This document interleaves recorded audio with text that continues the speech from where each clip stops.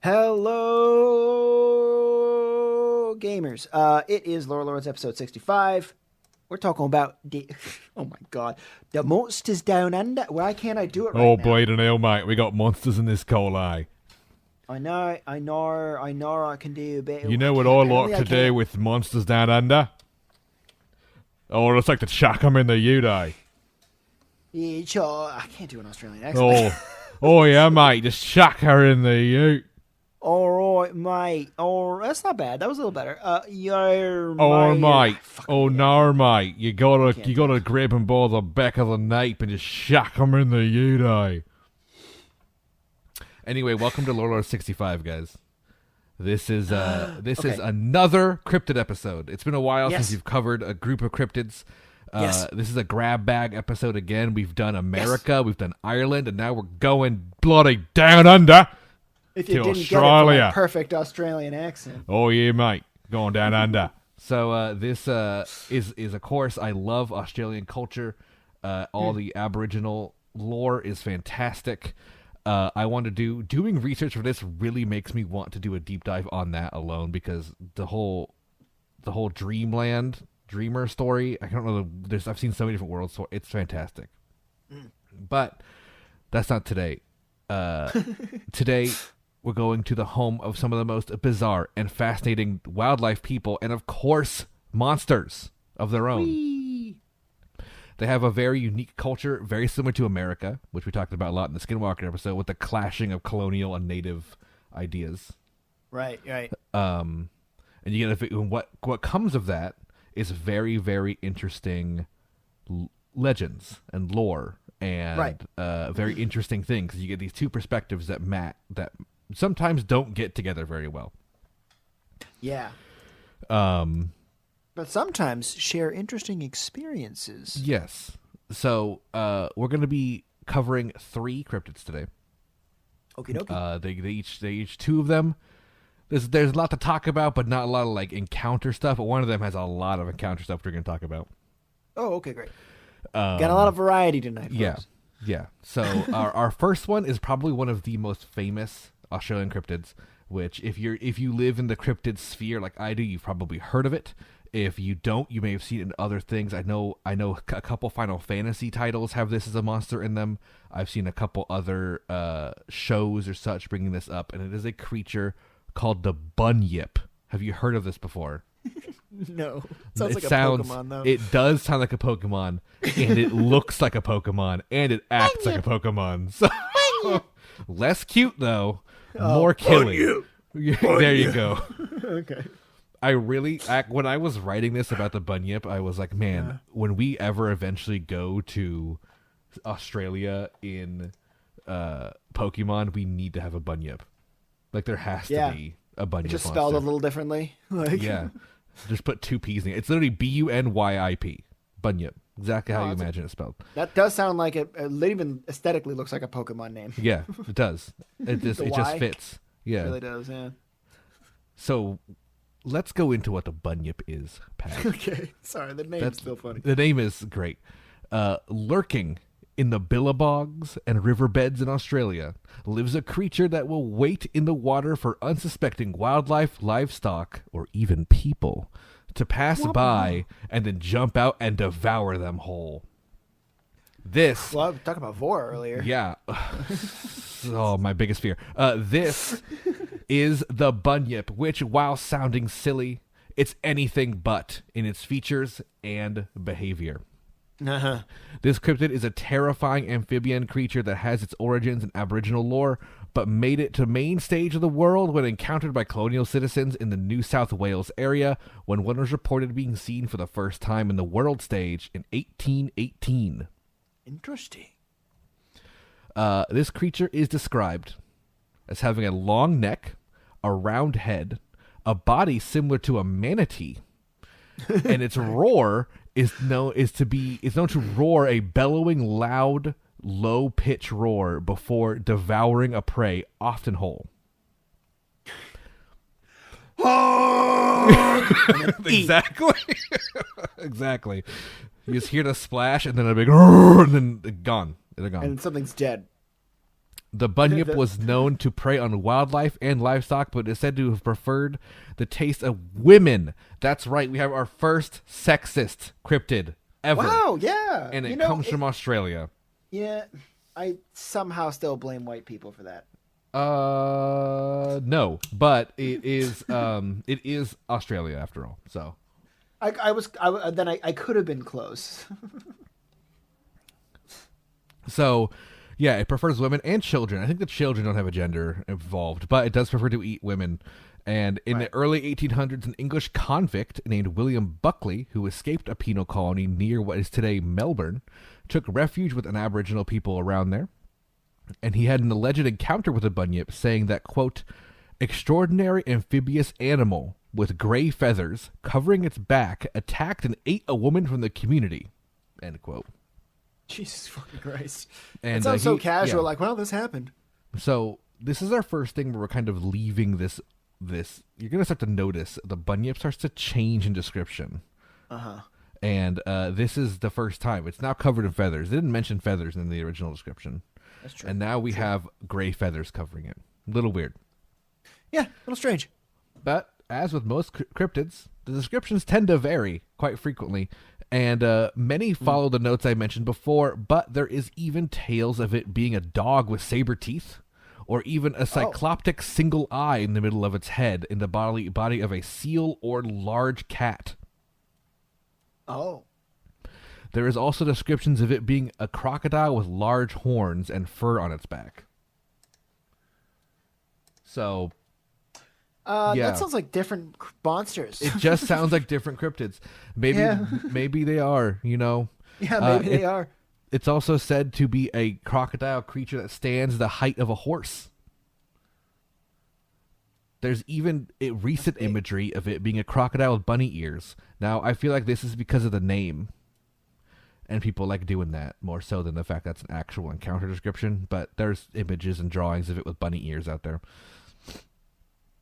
Not only in appearance, however, but its behavior also differs greatly between story to story. Most commonly, it is a massive beast with an appetite for people and animals that will attack on sight, being an ambush predator, but there is also legends of it being a timid herbivore who is afraid of people, which is why it's so hard to find. I will say the Aboriginal stories tend to be the latter, saying it is a scared herbivorous creature, where a lot of the colonial stories say it is a vicious carnivorous creature. So, I don't know what that means. It really doesn't seem like nobody knows anything about this thing except that it kills people. Yeah, exactly. Or doesn't. Or doesn't kill people. Or doesn't. They know nothing. Nobody knows anything.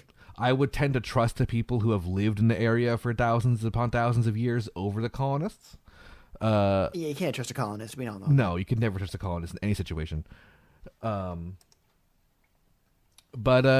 so the word bunyip itself comes from an area that we don't really understand what it means. It's such a highly debated, what does the word bunyip actually translate to? Right. So there's an Aboriginal Australian word which closest English analog would be demon or devil or even evil spirit, which is like bunyehi, I believe is how you would pronounce it. So it's possible it comes from that. Yeah. There is also the people who are familiar with the language, which I believe is pronounced Wemba Wemba. That's the Aboriginal language. And where this word is derived from, people who speak it say the translations just are wrong. Like, it doesn't mean devil or evil spirit. So it's just everyone debates constantly. So people are like, it does mean that, and they're like, no, it doesn't mean that. And this isn't just with colonial citizens either. This is with Aboriginal citizens as well, debating their own language. So it's an interesting, because it's what happens with a lot of things that are very, very old. You know? Yeah. It's the game of telephone. It's literally a game of telephone. Like, people are just going to hear different things of different areas of different towns of cities. Like, yeah, and there's some of the oldest. It's one of the oldest cultures on our planet. Like, by far. Like it's almost like imagine if Mesopotamia just was still there. Like, that's what the Aboriginal life is like. So it's just like, it's very, very old. And some people believe it is connected to a word that refers to a mythic great man who made the mountains and rivers, man and all animals, called Bunjil. which is kind of like it's a kind of like they're like one of their over god figures. Gotcha. Okay. Some kind of powerful entity of some worship type thing. A worship deity, you know. Right. So by the middle of the 19th century, the word started meaning things in English as well, and it started getting its own definition, meaning pretender, imposter, or even nonsense. That's what the word bunyip meant in the 19th century in Australia to English speakers. That seems to me like a translation error where somebody just said bunyip and they're like, "Oh, you're speaking nonsense," and somebody was like, "Oh, it means nonsense." That, or that it's just like you're talking about a mystical creature that's nonsense, and it kind of how that evolved. You know what I mean? Yeah. Like that's not real. Bunyips are nonsense, kind of thing. Yeah, exactly.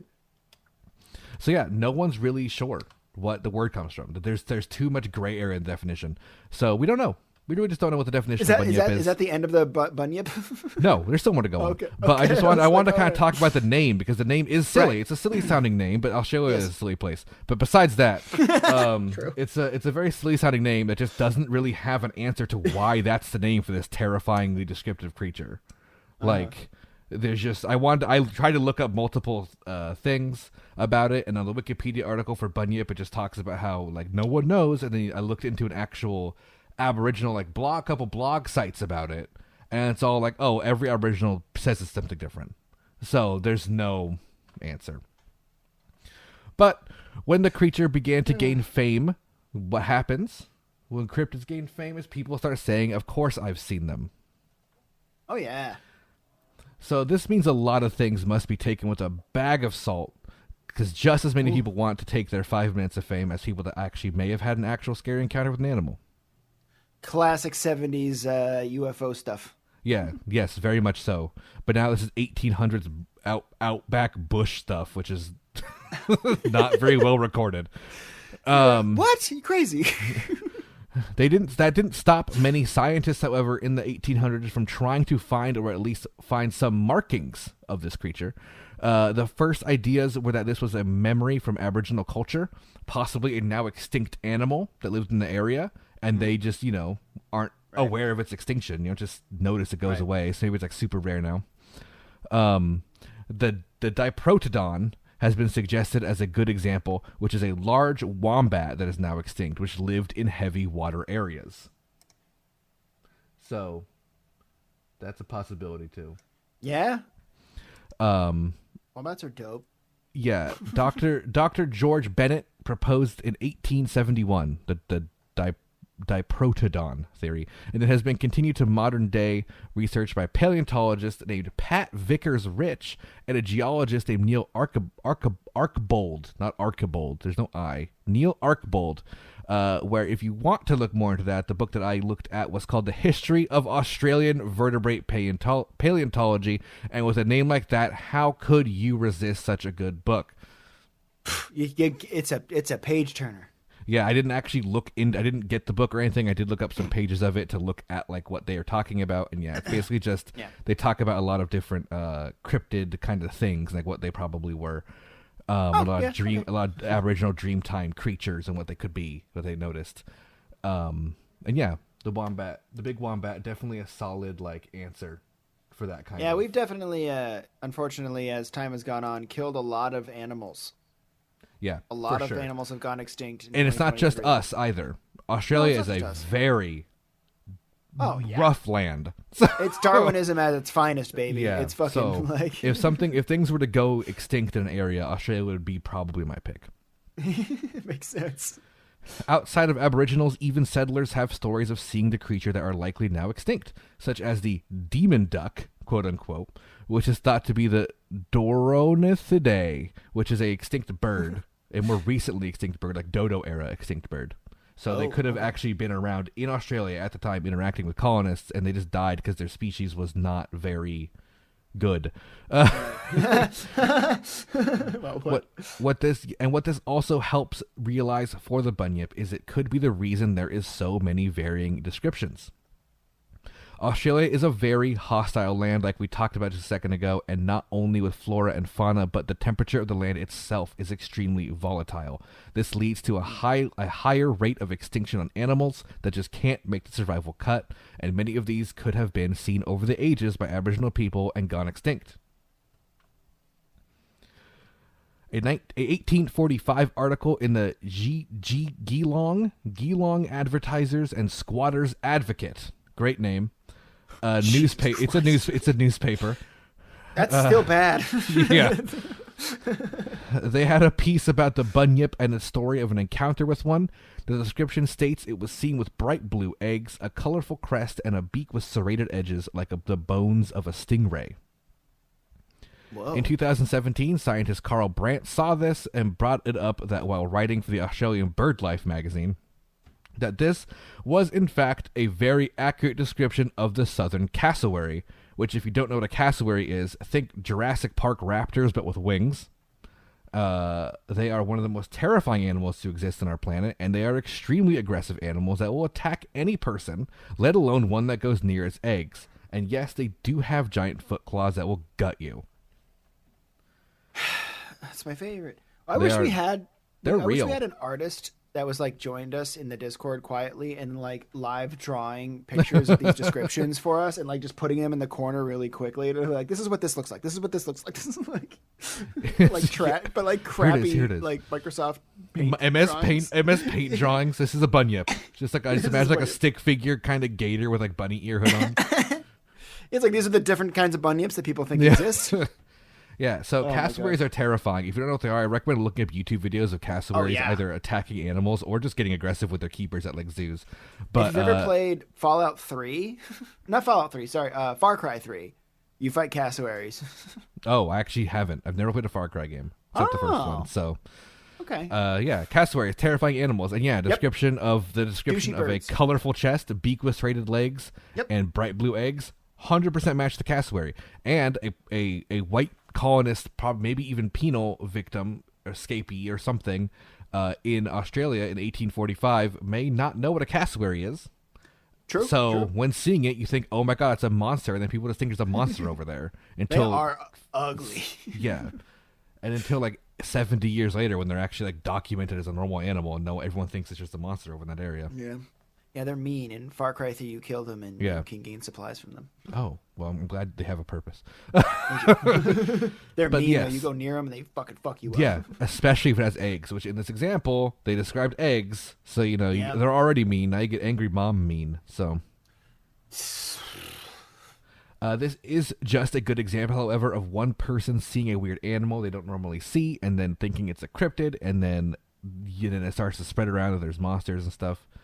And this animal does fit some of the descriptions of the bunyip that are out there. But perhaps the origin of the creature is actually something quite common. In 1933... Sleepwalking. Nope.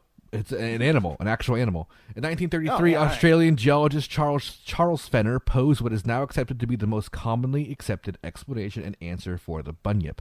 Fenner noted that the repeated descriptions, long neck, round head, and bar like a manatee. He would publish a book titled Bunyips and Billabongs, which honestly a much better title than anything we've talked about so far. Yeah. Which if you don't know what a billabong is, because I realize a lot of people probably might not know this. It's like when a river floods, and the water from the river like seeps out into other ditches in the area, and then the river goes back down. The water is left in those ditches and becomes stagnant until it dries up. That is a billabong. Oh, I called that a puddle. Yeah, big puddles. Like it's kind of swampy, like a swampy puddle. Like bigger ones. Yeah, but they'll dry up eventually. But they come and go. And usually it's like when the rainy season happens, it'll refill them, and then it goes down, so the water becomes gross and stagnant and dangerous. And animals like to eat things and be disease filled, like to live there. I think I've heard a song where at one point there's like something billabong. That's Waltzing Matilda. Oh, Waltzing Matilda. Okay. That makes sense. Everything makes sense now. Yeah. So. Bunyips and Billabongs, which, great title, better than most books I say in the show, honestly, where he posted a simple answer that was this, that the bunyip is probably an elephant seal or leopard seal, because while they live on the southern coast, they do very rarely make their way up the Murray and Darling rivers during the wet season, and sometimes are found caught dead and stranded in billabongs. That makes sense. So elephant seals, very aggressive, especially the men, and they have very large mouths, and they will probably a starving elephant seal would probably attack a small woman or child. Oh yeah, no problem at all. So they, I think it's actually one of the most reasonable animal answers, kind of like how we talked about in the Mothman episode, people thinking it was a bird with the red eye, right? Kind of thing. It's like this is like more reasonable than that, I believe. Yeah. Especially because especially if you're an Aboriginal tribe that lives inland and you don't go to the coast and you've never seen a seal before. Yeah. Like, that would be like, what the fuck is this monster in this lake? You know what I mean? Like, that's a very... It's a monster and it's attacking our women and children. Yeah, but they do go up there. They very rarely, searching for food, go up the rivers. But it happens. Right. It is a documented thing. So, this, getting stuck leads to starvation. They could attack people. It makes a convincing argument. And a large amount of sightings that have wildly varying descriptions and behaviors make me think it's just other animals that they don't see a lot that go up these rivers or get stuck in these areas and then get a little wild and more feral than they are because of their starving because they can't get food. Yeah, there's they're panicking, anxious, and hungry. Like that creates a monster out of literally any mammal, or not even mammal, just living thing. Yeah. Yeah, but body of a manatee, a round head with a long neck, that fits the description of a leopard or elephant seal. When you just said body of a manatee, my brain went to all of those types of aquatic things that have big, thick hippo bodies. Yeah, exactly. So that description is the most common one, the manatee body and the round head, that's passed down through Aboriginal lore. Like, that's the main description. So that means they're that's probably the one seeing I'd probably these seals. Trust. 100%. Yeah, that's the one I trust. Yeah. It's when the colonists came that the wild and varying descriptions started showing up. But that just also adds up to them not knowing how crazy Australia's bizarre wildlife is. And also, it's so different. Well, at one point too, it was described to have feathers on its back. It's also just totally possible it was just fucking seaweed or something. Or just fur, because they do have fur, and if it came up looking matted or something, and having gross gross billabong algae on it, like you're kind of saying, like seaweed, mixed with the fact that they are covered in fur, and gray. It did say gray feathers. Seals are gray. Feathers, gray. So yeah, I think we figured it out. I think we solved the bunyip. Yeah. All right, done. The court's done. This was the only one of these three cryptids we're covering here that I knew beforehand, and I was like, when I was doing the research, I'm like, oh, we solved it. It's done. Okay, it's a seal. It's a seal people don't see a lot. But yeah, that is the end of the bunyip segment. Great. So what would you rate the bunyip on our cryptid scale that we've gotten so far? It's a seal, so it's not a cryptid. Right. Okay. So you give it a 0 on the cryptid scale. Yeah, not a cryptid. Not a cryptid. Not a cryptid. Yeah. We need not to as make exciting as a Wendigo or a fucking Mothman. We need to make an actual cryptid scale where it means 10 definitely a monster, 0 definitely an animal. Oh, that's what we should do. That we should do a little Lore Lords bit where we just do a 10-minute video where we rate our cryptids. Oh, that'd be fun. Yes, let's do it. We'll work on that. That's coming soon to a video near you. We should just rate our episodes too for fun. Anyway. All right, we're going on to part 2, which is something we've covered on similar stuff in other episodes. Which this is the Mimi spirits. Like a Mimi party? Mimi, Mimi spirits. Mimi spirit. The legends of this cryptid go back 50,000 years. 50,000 50,000 years. Let's give everybody a reference to when that was. I wasn't born. No, I wasn't born either. Oh wow! And we know I'm really old. So yeah. Alice is an ancient. I am an ancient. I wasn't even born 50,000 years ago. So in the Northern Territory of Australia, I'm gonna butcher some words, guys. So get ready. Go. In the Northern Territory of Australia, in the Norlangie Rock and Arnhem Land, or Kakadu National Park, you can find Aboriginal rock paintings that depict what are known as Mimi spirits. Mimi spirits are fairy-like beings in the Arnhem Land in the folklore of the indigenous Australians of Northern Australia, and do share many similarities to the fairies we know from other cultures, but they have some very distinct differences. Their description is that they have very long, thin bodies, and they're so thin that high winds will blow them away. So due to this problem, you'll find them living inside the rock crevices and cracks. The lore of these spirits says that they used to be human-looking creatures, like they looked like people, but when the Aboriginal people first came into contact with them in Australia, the Mimi took their form of being long wisp-like creatures, and this was due to them being fearful of humans in their land and having to hide from them in small rock crevices. Eventually, their bodies were warped into the near paper-thin shape we have them known as today. But despite that, eventually they did get used to people and ended up befriending humans, teaching them how to hunt and prepare meat, teaching them how to paint on cave walls, and it's even said they taught humans how to use fire. Wow, that's fun. Yeah. I like that. As well as many other skills like hunting and fishing and weaving. Yeah. Weird. You know, it's kind of funny. There's a lot of different like tiny little cultures from back those times that have like different little things that taught us how to do stuff, and I think that's really interesting. Yeah, it's a very common thing. I feel like it's just like it comes back to like the whole thing of like, well, we couldn't have done it ourselves, which is not true.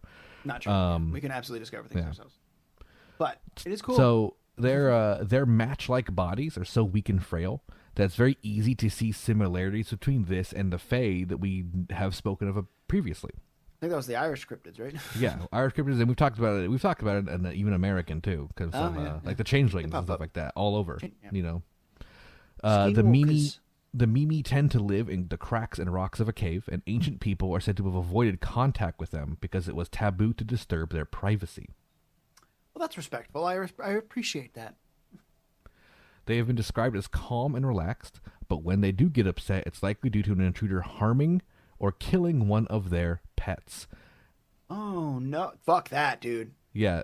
Which is, I think that's a little funny diversion. It's like that's a very classic, like, mythological, like, weird attribute. Yeah. Like, that's the thing that makes them mad. Like, you can kill their kid, but don't touch their pet. Yeah. As you said that, my cat started to meow at me. Anyway. They are known to have everything from kangaroos to crocodiles as their pets, even small bugs. If one is harmed, the Mimi spirits will get upset and likely attack or come after the culprit. Uh-oh. During the night, they hold ceremonies outside while they hunt and fish that we don't understand, and then returning to the cracks of the rock before dawn. Aboriginal people warn others not to go near them during these ceremonies and to respect the Mimi's privacy at all costs, which makes me feel like that disturbing their privacy would also upset them. Yeah.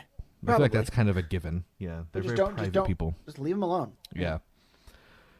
They are known to cause mischief. That sounds familiar for fairies. In a variety of ways, such as moving objects around the home or tapping on your shoulder, only to not be there when you look. They're often heard laughing or giggling innocently when stuff like that happens.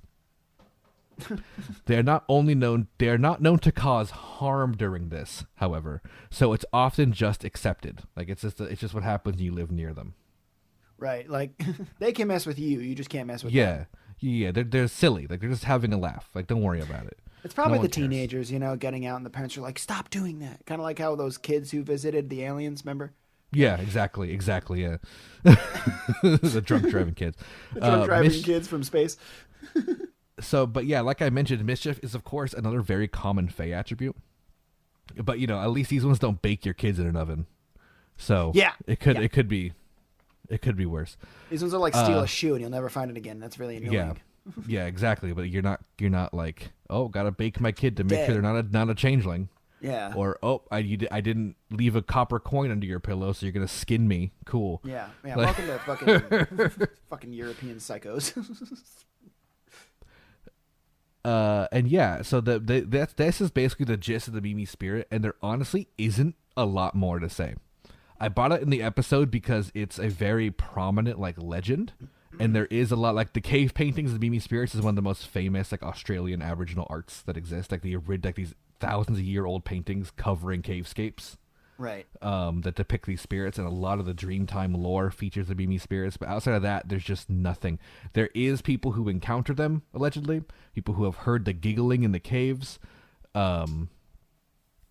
but without talking to an Aboriginal person who knows their people's story about them, or their folklore, or trying to discern ancient cave paintings like many people have done before, there isn't much more to learn about the Mimi spirits. That makes sense. They seem to be a very well-known but very niche fae creature in Australia. Not a lot of stories or information on them is readily available. Most seem to be told word of mouth about it and oral traditions, which is the thing that kind of is why there's not a lot of published lore about them. Okay. And I was able to deep dive on the internet for hours looking for things on weird blog sites that I probably should have used a VPN on, that talk about alien encounters. And there is some Mimi spirit encounters and some blurry photos of just lights in the sky. They're not worth even showing. It's just, they're nothing. That's that typical cryptid encounter photo. Yeah, okay. It's just a light in the sky. And then, can't you see this? This is a wing. It's a fairy wing. It's they don't even have wings in their description. You don't know what you're fucking about. You're just a tourist. It's just, that kind of thing. But I did want to bring up one final part before we move on to the meatiest part of this episode, which is our final part. I wanted to bring up the Mimi spirits are very similar to other cultures that clearly Aboriginals did not communicate with. One of which we've talked about is the Irish. Besides similar fae attributes that we've mentioned already, if you remember to the episode about Irish cryptids, I did talk about some Irish origin stories with the Tuatha Danann, which were the original mythical inhabitants of Ireland. And in the story, the humans showed up on Ireland, and these fae had to hide underground from the humans, which warped their shape into being small, which is why things like leprechauns are small. Very similar to the Mimi spirits hiding from the humans when they arrived in the Australian continent into the cracks and becoming thin. That's interesting. Very similar stories from basically across the world from each other. Yeah. Well, what's interesting too is comparing that to North American cryptids. Then it's kind of the opposite, because a Wendigo or a Skinwalker is said to be massive.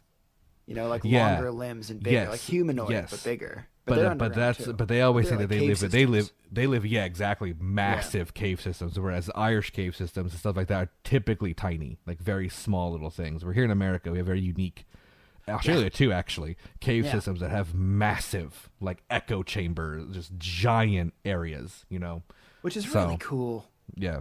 And if I wasn't horrified of being crushed to death by a giant boulder, I'd like to look at them, but I don't want to go underground.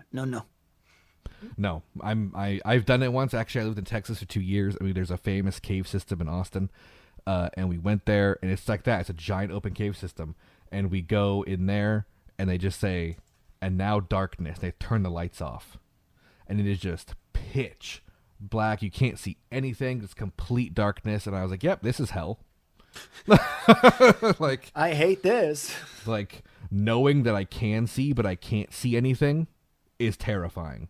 I went on a tubing thing in Mexico, and we went into a cave system, and it was objectively cool. But I was the entire time being like, "Come on, baby, just not this time. Don't make it this moment. Don't make it this moment." I don't want to be the one in the news. I'm not gonna want to be the one in the news. Yeah, it's like a stalactite or whatever one falls from the ceiling. I don't know which one is which. Yeah.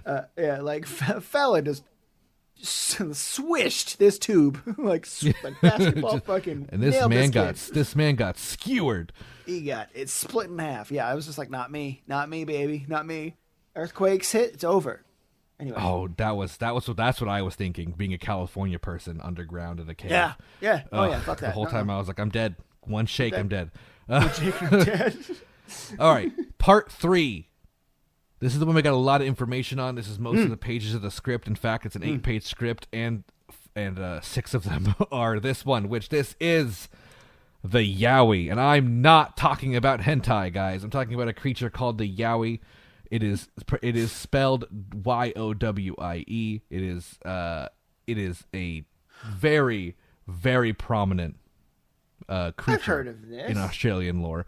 I've heard of this. Almost every culture has this creature. And this in the USA, you've probably heard them by their names Sasquatch or, of course, Bigfoot. maybe I've heard of it. Go ahead. Each culture story of this large man-like cryptid differ in many ways, and this one is, of course, the same story. The Yowie is the Australian entry into this series of famous cryptid types reputed to live in the Australian outback.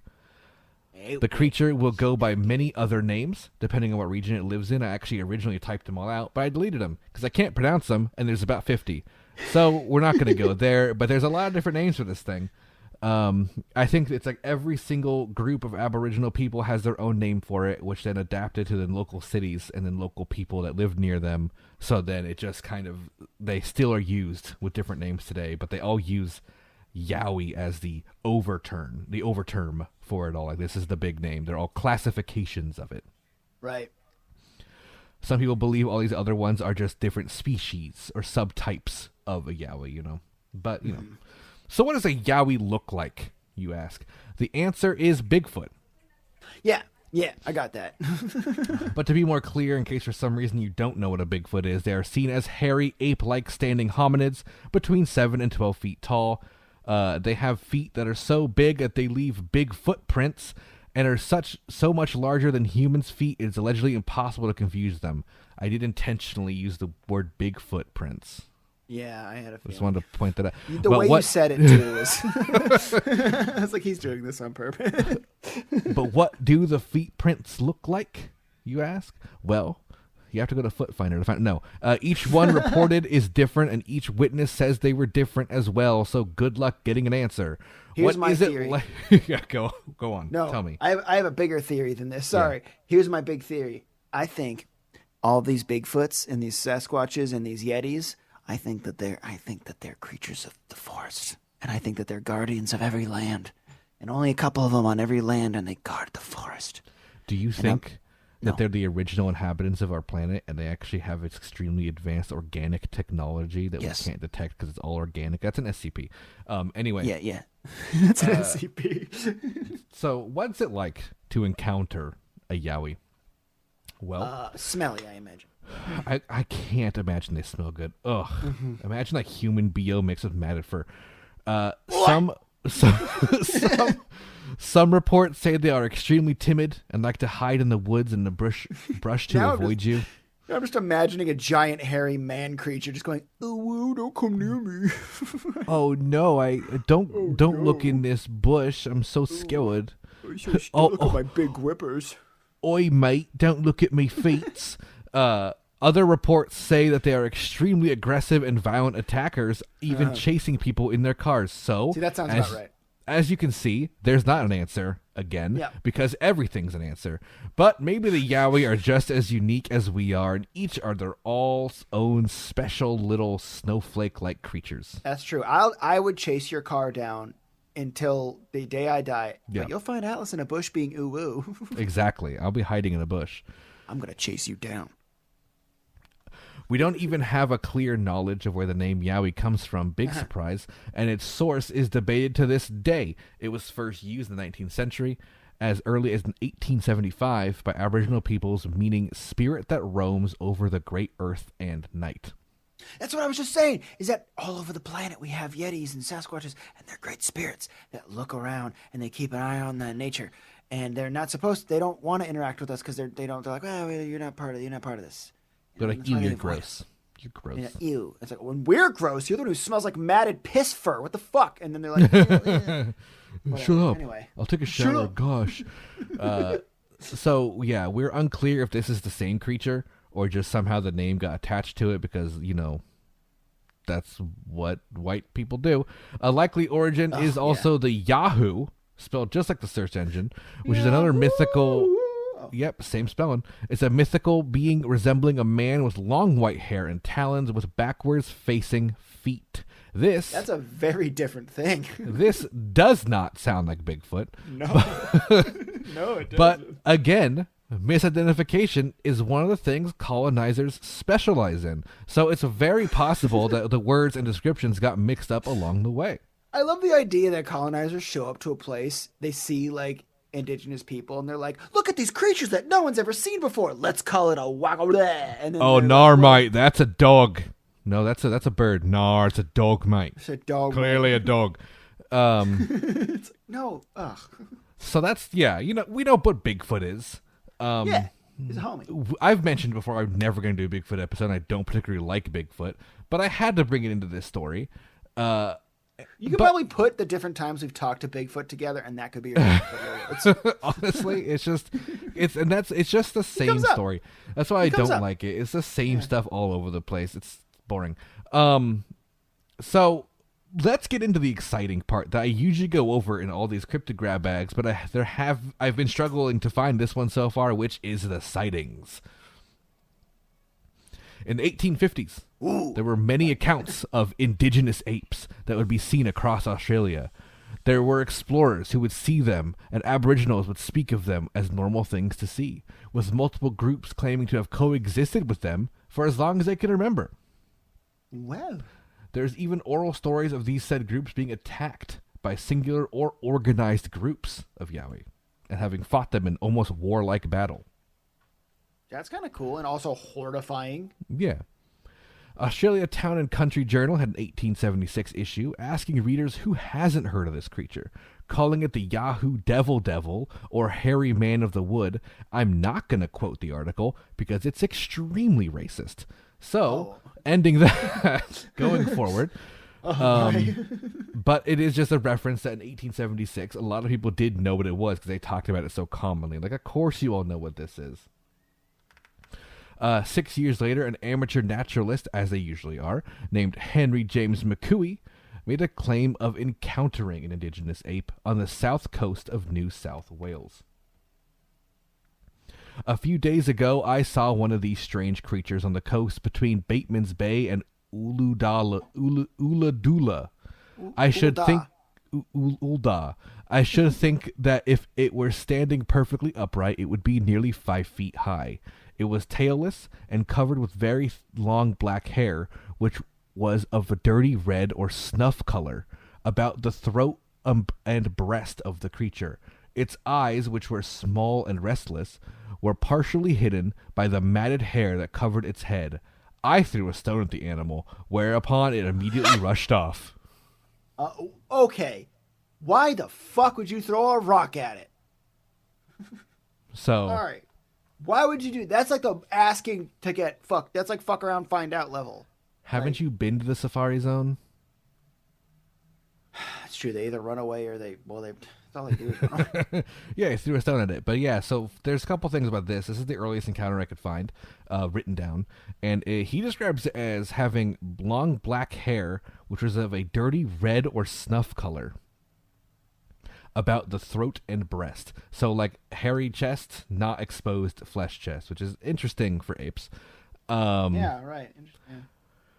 Also said that it was only 5 feet tall, which is a more reasonable animal size, I think.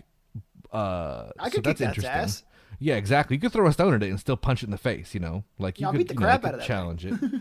So like, really that this is the only time we'll ever see it listed as not like 7 feet tall. So okay, and you did say that they don't have hairy chests, but like I feel like I have a hairy chest.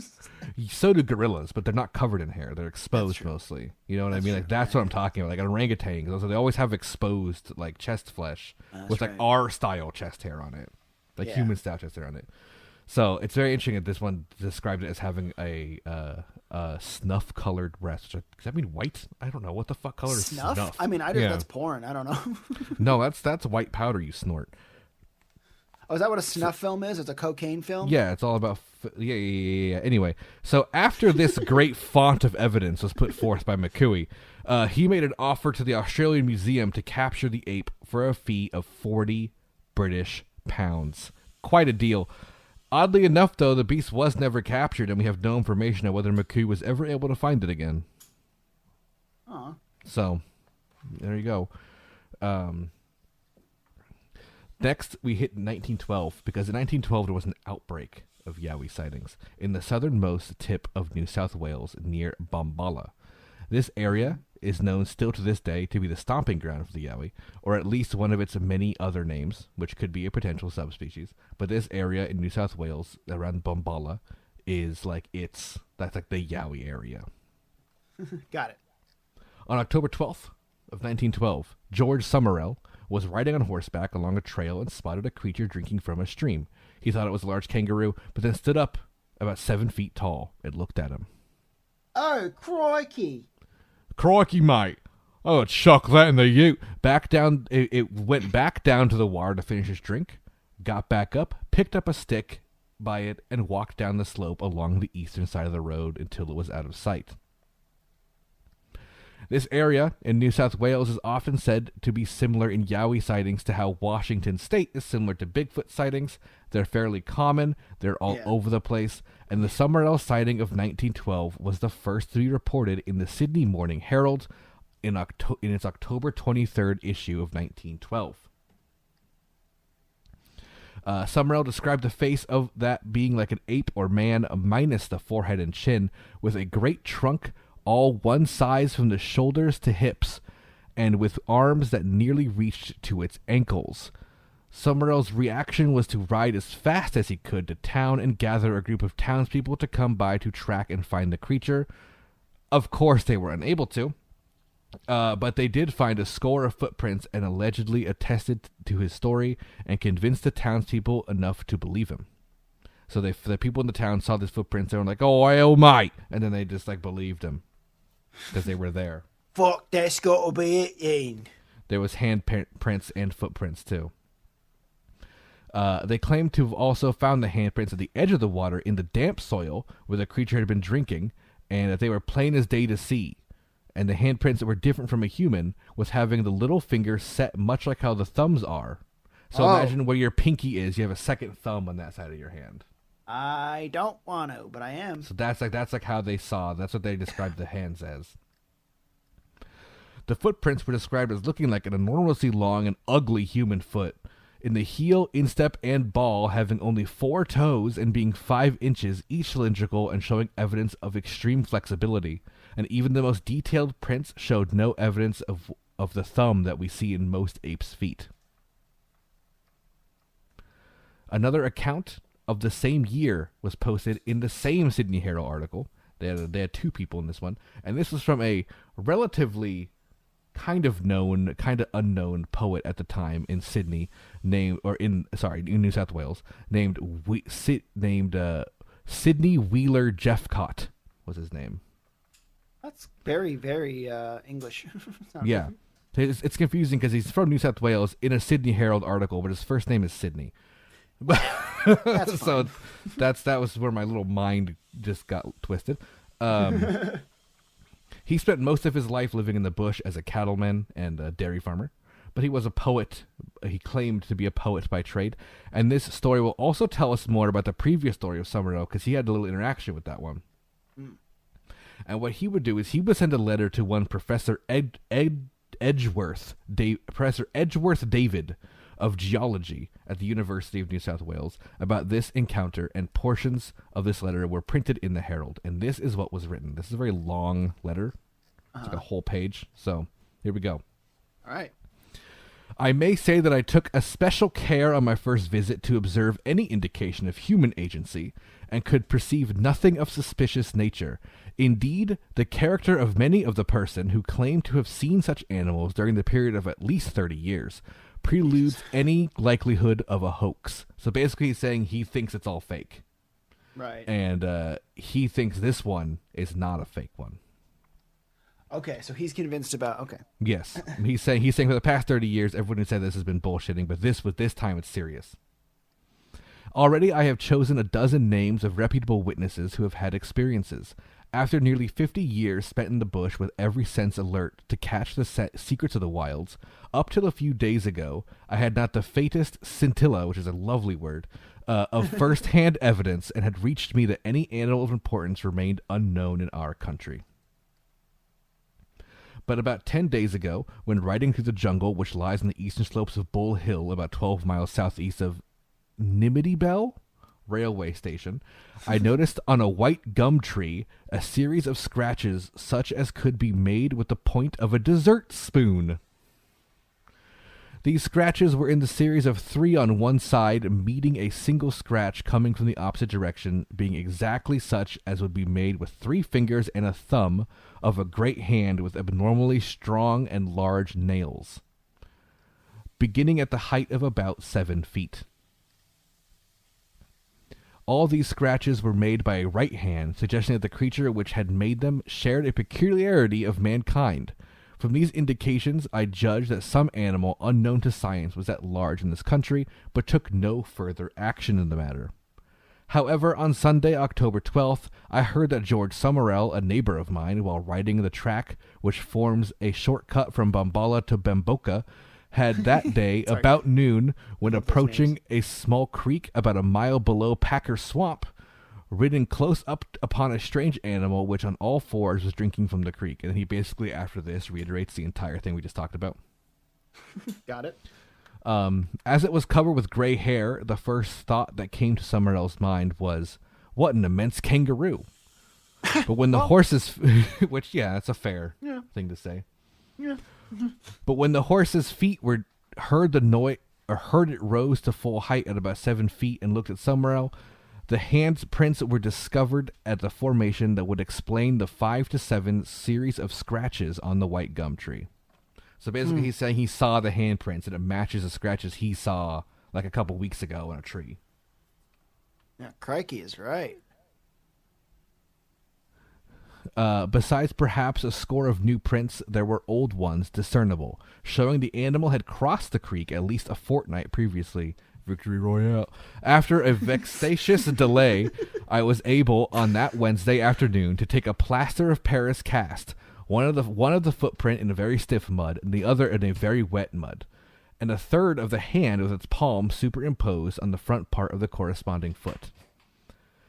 These I have forwarded to Professor David at the university, where no doubt they can be seen by those interested. Anyone acquainted with the nature of mud will not expect to find the cast taken therein 3 days after, to imprint technically as perfect as a casting from a model, but I believe that any reasonable being will be satisfied by an inspection of these 3 casts, that something quite unknown and unsuspected by science remains to be brought to the light. Since this matter had made such stir that people in this district have felt that they could attest their experience without further fear of ridicule, an astonishing number of confirmatory cases have come to my knowledge, ranging over the country between Cape Howe and Wee Jasper.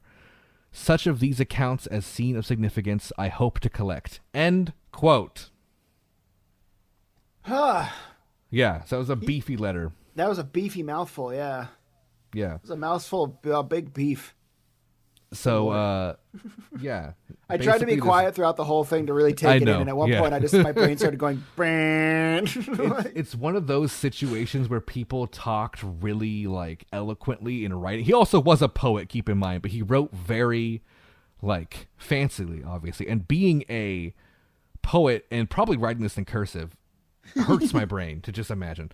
But it's just, like, it's hard to read.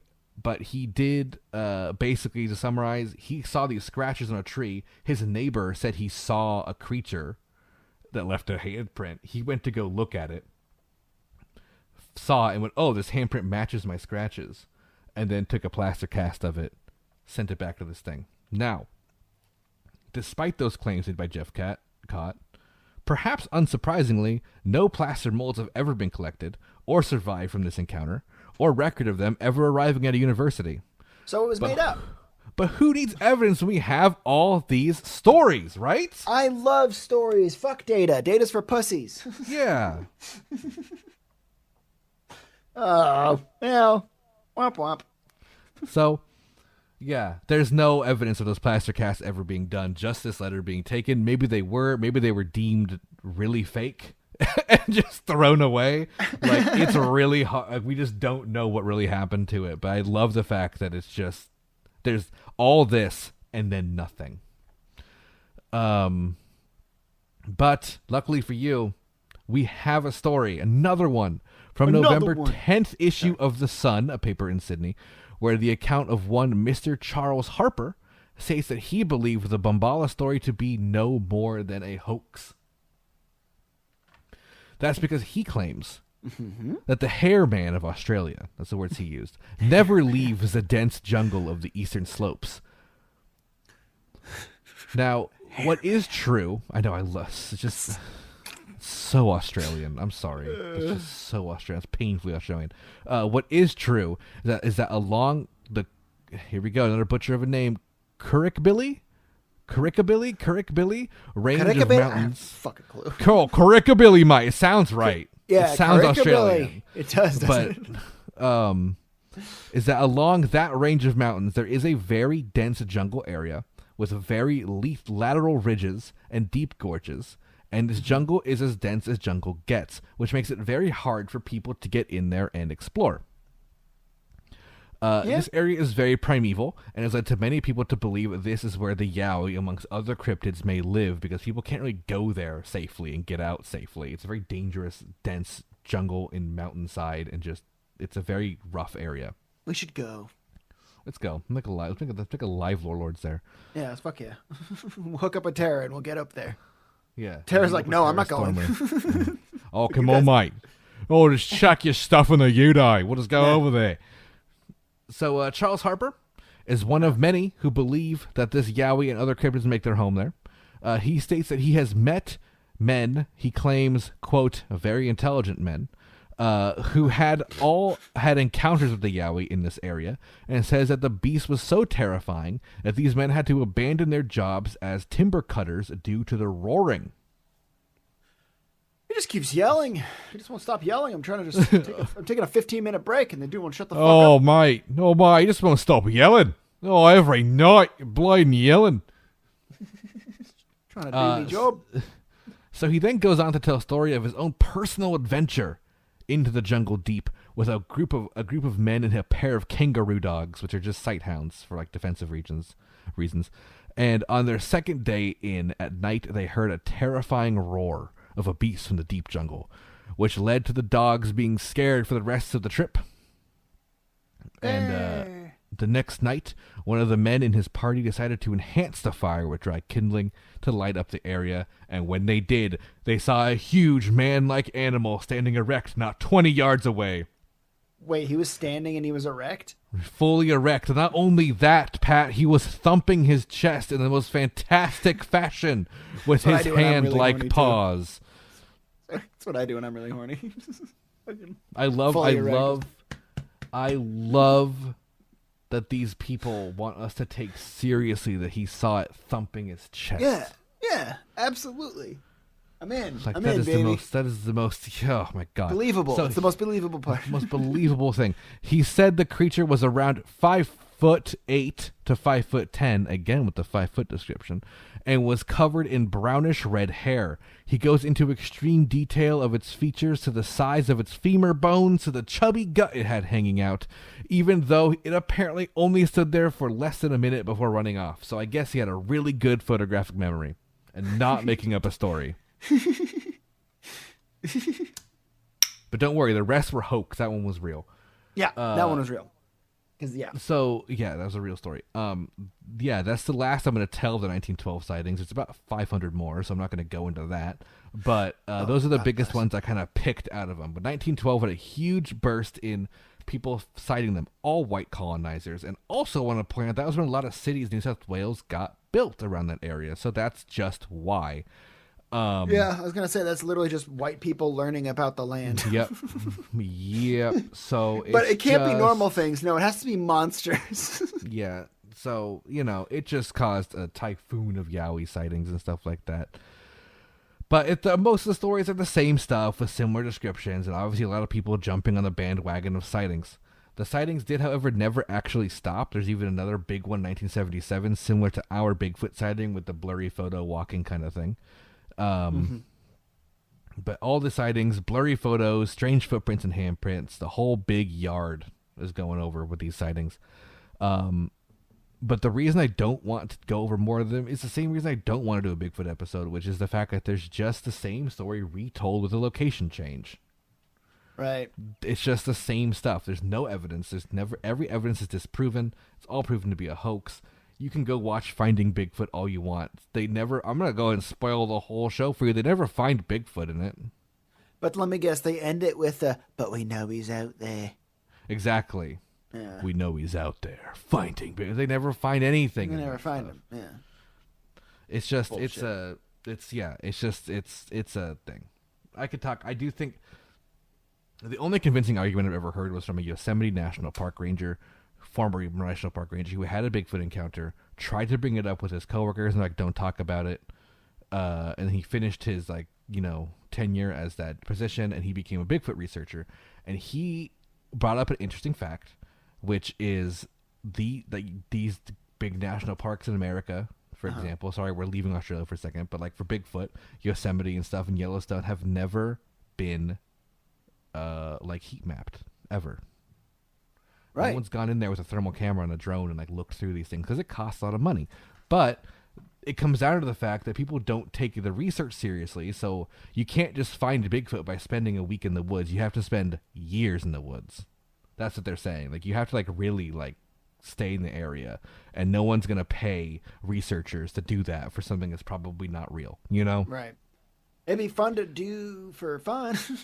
Yeah, but again, you can't just take 4 years out of your life to live and look for Bigfoot. So, there you go. Why not? I'm not gonna. Fuck that. But yeah, there you go. Oh, that's your point. Never mind. That's my point. Yeah, exactly. No one's gonna do it. No one's gonna spend the millions of dollars to do that. But yeah, that's all I'm gonna talk about for Yowies. If you want to look up Yowie encounters, go to YouTube. There's a website called Yowie Hunters that I got a lot of these stories. Also, please spell Yowie correctly. If you spell Yoai, you're gonna get a much more fun search. Anyway, I actually don't. That's know what Australian Cryptids. It's gay hentai. Gay hentai. Okay. That's the they're all Bigfoot. Different. Mix them up. That's Yowie. That's the Yowie. That's the Bigfoot. The Bigfoot. Dumbest one was the seal. The seal. Dude, the Bunyip's a great story, and there's even more things to talk about with the Bunyip if you want to, but let's be honest, it's a seal. I just love how like the first 15 minutes of this was like, what is this thing? And then we're all like, well, we know what it is. Like it's over already. Yeah. Great. Yeah, so that's it. That was great. Everyone, thanks for taking a trip down under with me. Maybe I'll come back because there's plenty of wild-ass animals in New Zealand. And I was say, there's a lot going on. I was just going to say, I want to do another. I want to do it on a New Zealand episode as well for Cryptids because they have the Maori side of things is also insane. I bet. But thanks for joining us, guys. That's the end of the episode. I hope you had a good time.